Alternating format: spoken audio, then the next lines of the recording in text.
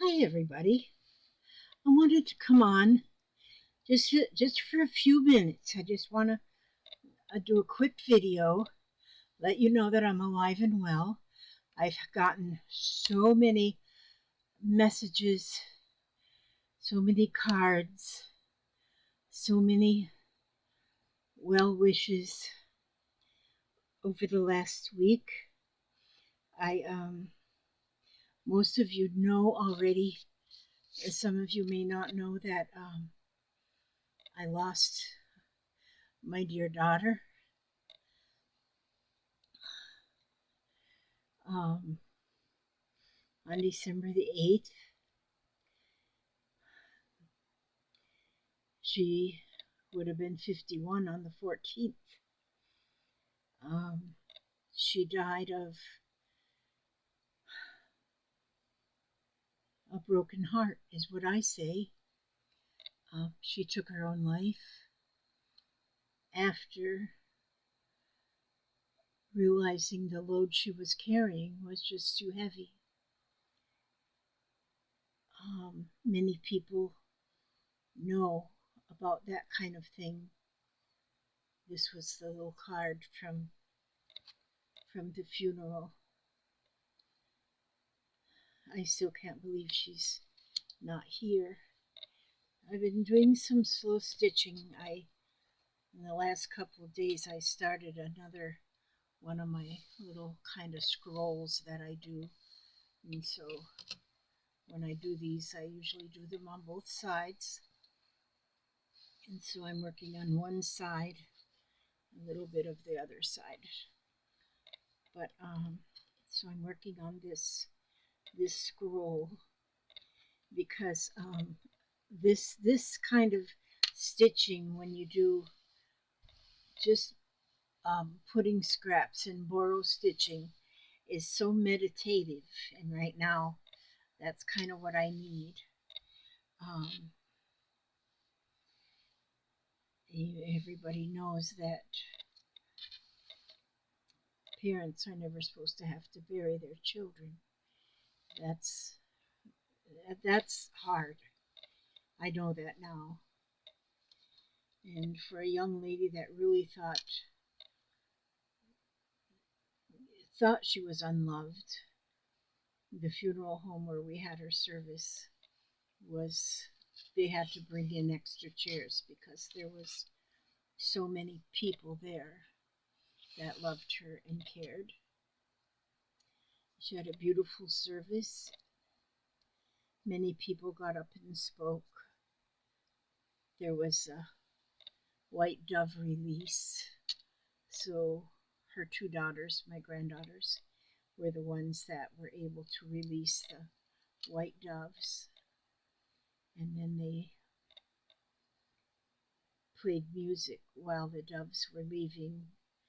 And if anybody's ever heard the song by Casting Crowns, that's called um, Scars in Heaven.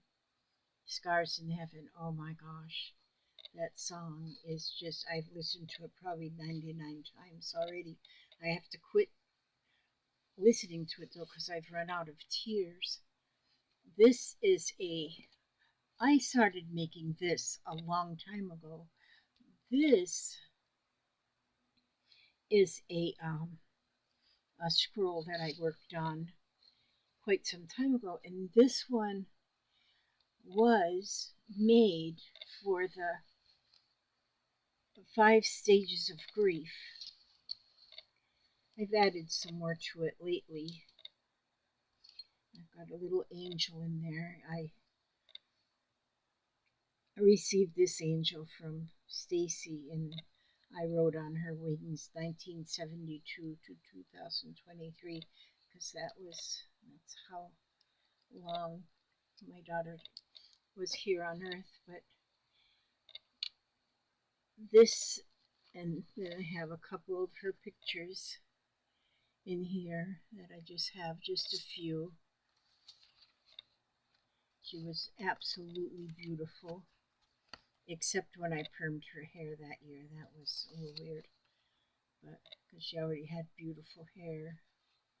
That's me and her. And this is Papa and me and Tommy Sue right there. And oh, there's another one of those cards. But this was just sent to me. Who sent that to me? I know who sent that to me, and now I can't even. I've got so many cards here. I have to go through them. Well, anyway. But the fives, I put a little pocket in here just to hold. I added that pocket just to hold some of my memories in there. But I wrote the 5 stages of grief. When I did this, I did it together with some others that were doing the same thing about the 5 stages of grief. The first one right here being denial. The second one, anger. The third one,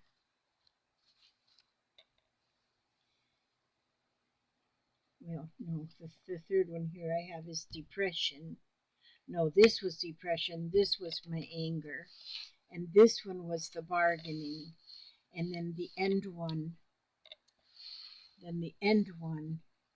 is acceptance. And there's actually sometimes some people go through 7, they count the 7 stages of grief, which the first stage would be shock, and then denial, and they don't have to be um, in that um, in that order, but there's shock, denial, anger, bargaining, depression, testing, and then acceptance.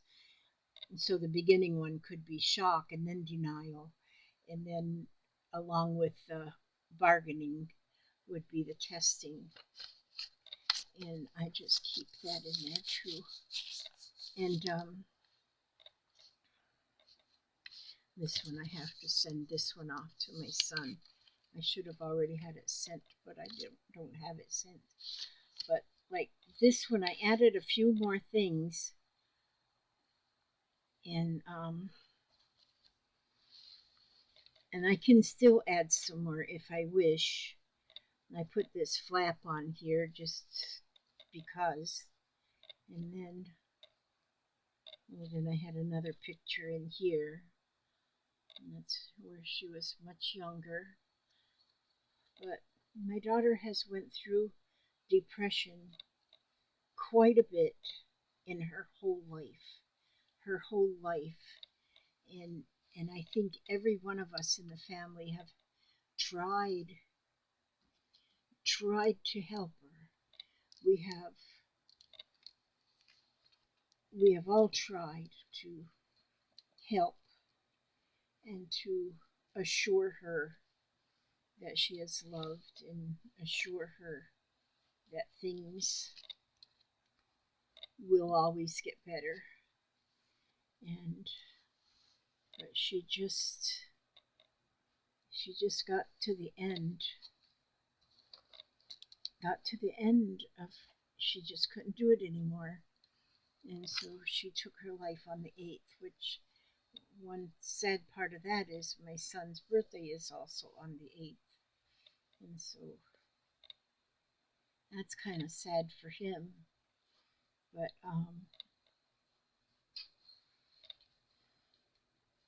we thought she was on her way. She was living the last 3 months in Alabama, and we thought, and she came to Florida, and then because she had an appointment in Florida, and so she was here. And then we thought she was going back to Alabama, but and it would have been about a 10-12 hour trip to where she was going. And her daughter, who is in Alabama, she kept saying, well, Mom's not been on, she's not been active on Facebook now for X amount of hours. And then it was more hours, and then more hours, and it got up to 19 hours. She goes, it's been 19 hours. She should be here. She's not here. She's still not active on her telephone, on Facebook or telephone, whatever that is when you're active. And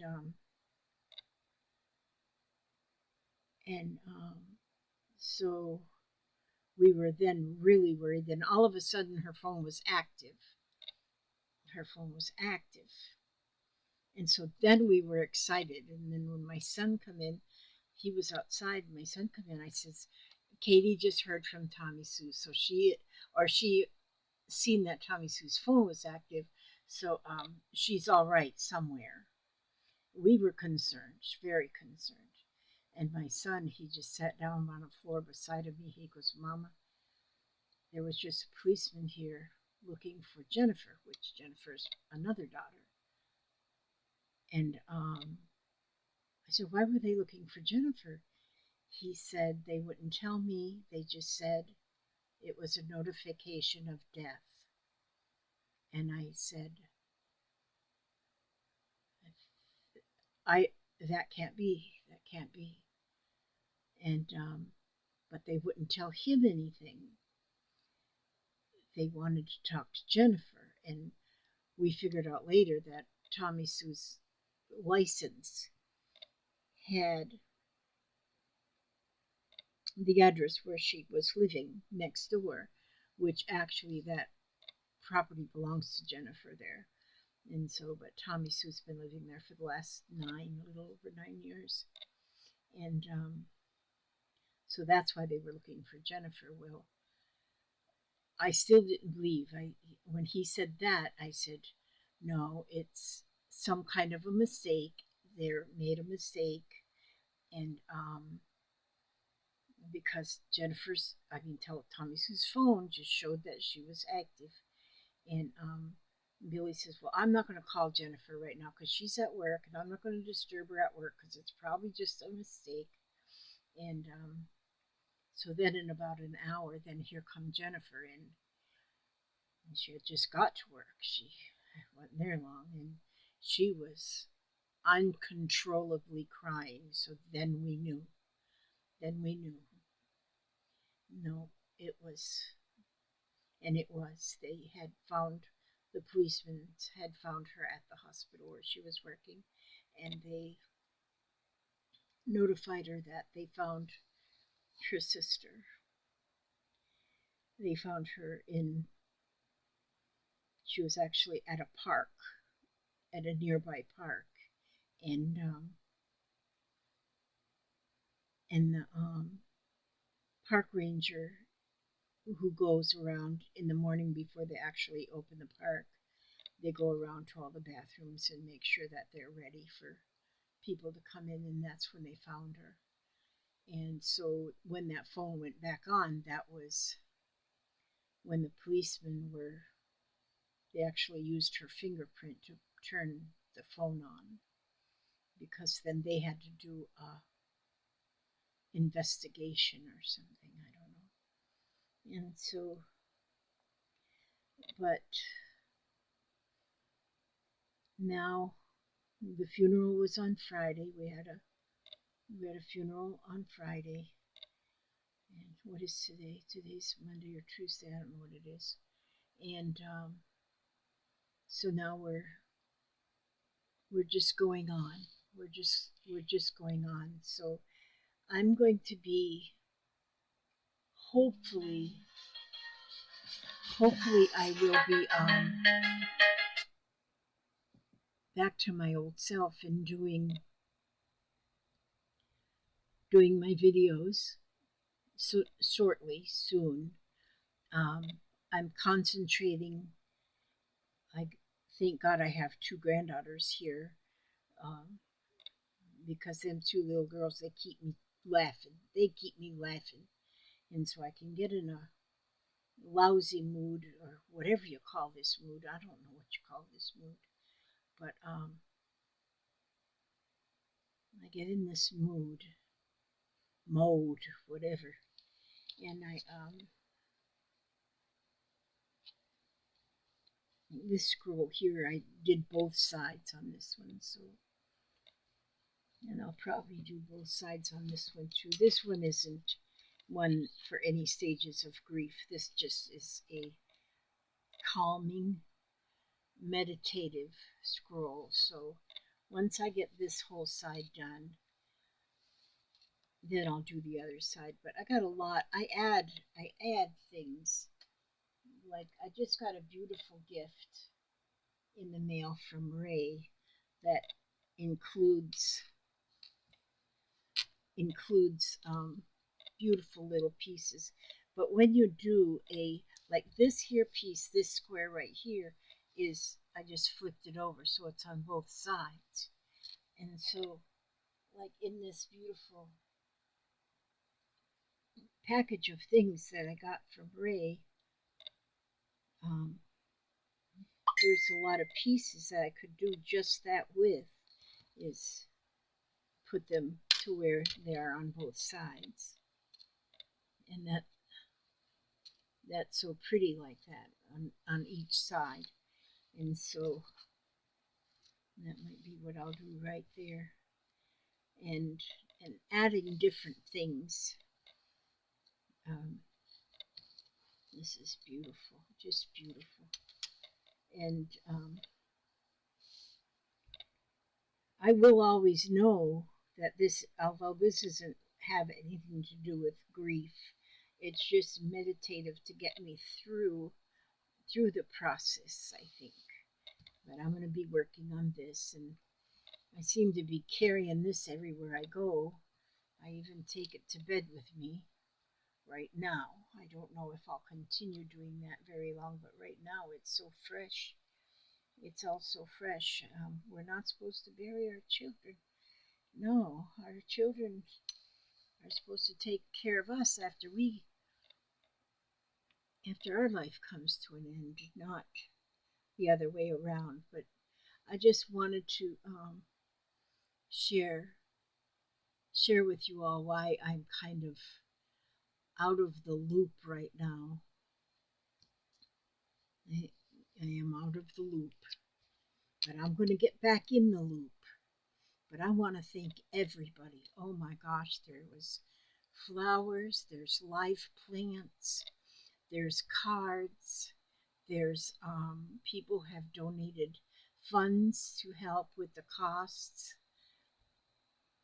That's a shocker when you go and find out the prices to be able to do anything really.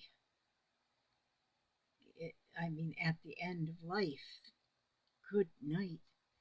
The prices are like ridiculous. But we're pulling together and we're going to get it all paid for. And we didn't, her daughters especially, she left two daughters. Katie is 30 and Kimberly is 22. She left two beautiful daughters, and for them especially, we needed to have some kind of a little send off. And it was, the doves were amazing because the doves were in two separate white wicker heart-shaped baskets.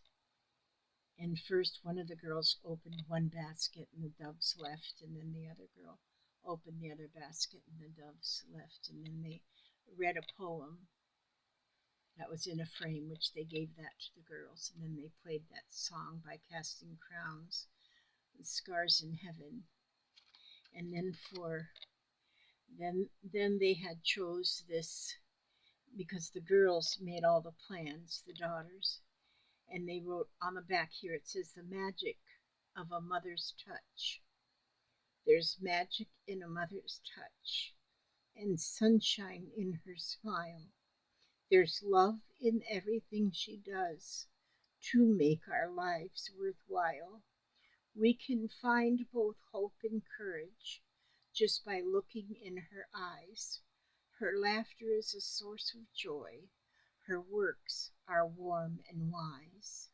There's a kindness and compassion to be found in her embrace, and we see the light of heaven shining from a mother's face. And that's the little poem on the back of her memory card. And I just want all of you to know that if you know somebody, if you have somebody in your family, if you know somebody that's going through a depression, depression is real. It is so real. It's, I've heard people say, oh, I'm depressed and I can get myself through. It's no big deal. And it is a big deal. It is really a big deal when the person with the depression feels like the only way out of it is to take herself out of this world. And so we're accepting prayers even still now. All of us in the family. I mean, she's got five, four, how many kids do I have?